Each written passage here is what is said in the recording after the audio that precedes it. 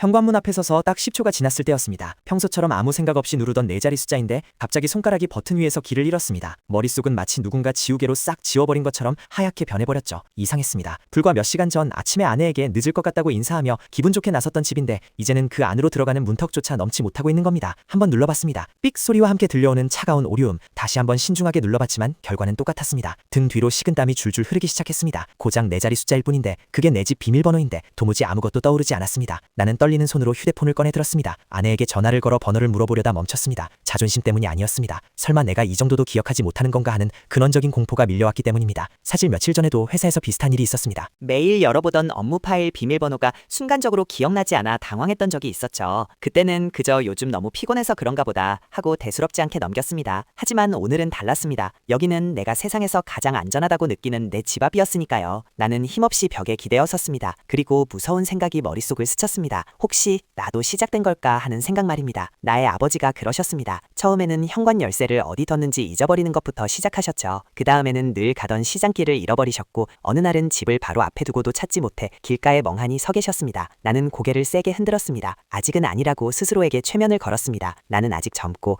해야 할 일도 많고 지켜야 할 가족도 있으니까요. 그때 갑자기 문이 안에서 벌컥 열렸습니다. 아내였습니다. 왜 벨도 안 누르고 서 있느냐는 아내의 물음에 나는 당황해서 그냥 잠깐 생각 좀 하느라 그랬다고 얼버무렸습니다. 아내는 내 표정을 살피더니 웃으며 말했습니다. 비밀번호 또 까먹은 거냐고 말이죠. 나는 그 자리에 얼어붙었습니다. 바꿨다고? 내가 되물으니 아내는 당신이 직접 바꾸자고 하지 않았느냐며 핀잔을 줬습니다. 바로 아버지 기일 날짜로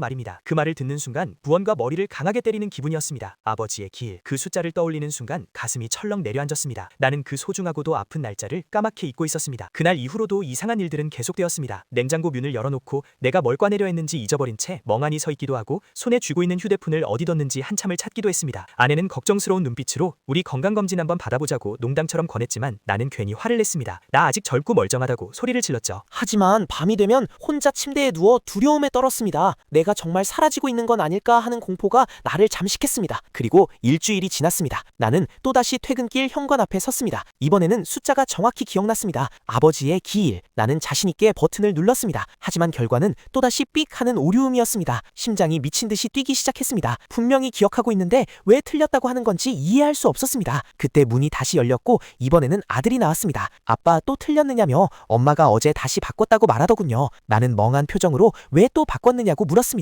아들은 아무렇지 않게 아빠 생일로 바꿨다고 대답했습니다. 그 순간 세상의 모든 시간이 멈춘 것만 같았습니다. 내 생일, 세상에서 가장 익숙해야 할 그 숫자를 나는 단번에 떠올리지 못했습니다. 결국 나는 병원을 찾았습니다. 정밀 검사를 받고 결과를 기다리는 동안 내 머릿속에는 온갖 비극적인 시나리오가 스쳐 지나갔습니다. 하지만 의사의 입에서 나온 말은 의외였습니다. 기억력 저하는 전혀 보이지 않는다는 진단이었습니다. 나는 멍해진 얼굴로 그럼 왜 자꾸 이런 일이 생기는 거냐고 물었습니다. 의사는 나를 조용히 바라보며 최근에 스트레스가 많았느냐고 물었습니다. 나는 선뜻 대답하지 못했습니다. 아버지가 돌아가신 뒤로 나는 단 한 번도 제대로 슬퍼해 본 적이 없었습니다. 장례를 치르고 유품을 정리하고 남겨진 빚을 갚으며 일상으로 돌아오기 위해 발버둥쳤습니다. 나는 내가 괜찮다고 믿었습니다. 강해져야 한다고만 생각했죠. 하지만 내 마음은 아니었습니다. 나는 아버지와 관련된 모든 것들을 무의식적으로 밀어내고 있었습니다. 아버지의 기일도 아버지의 부재를 떠올리게 하는 내 생일도 마찬가지였습니다. 그 숫자들은 나에게 단순한 비밀번호가 아니라 아버지가 더 이상 곁에 없다는 사실을 확인시켜주는 고통스러운 버튼이었던 겁니다. 내 뇌는 그 고통을 피하기 위해 그 숫자들을 기억의 저편으로 숨겨버렸던 것이죠. 병원을 나온 날 밤 나는 다시 현관 앞에 섰습니다. 아내는 내가 스스로 문을 열기를 기다리며 오늘은 당신이 열어보라고 말했습니다. 나는 숨을 깊게 들이마셨습니다. 그리고 천천히 내 생일 숫자를 눌렀습니다. 문이 경쾌한 소리를 내며 열렸습니다. 그 순간 나는 깨달았습니다. 사라졌던 건 내 기억이 아니라 마주하기 싫었던 내 슬픈 감정이었다는 것을 말입니다. 나는 아버지를 잊을까봐 두려워하면서도 동시에 아버지를 떠올리는 것이 너무나 아파서 도망치고 있었습니다. 현관 비밀번호는 단순한 숫자의 조합이 아니었습니다. 우리가 누구인지, 우리가 어디로 돌아가야 하는지 매일 확인하는 작은 의식과도 같은 것이었습니다. 혹시